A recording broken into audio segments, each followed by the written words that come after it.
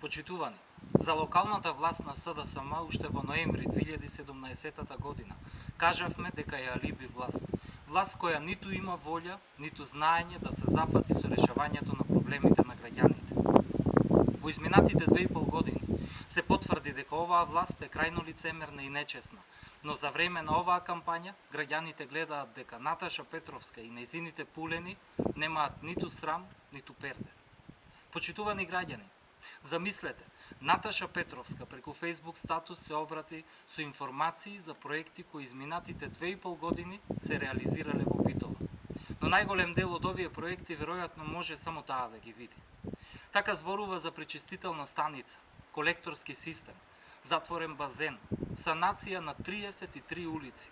Се во ова да не беше трагично, ќе беше смешно.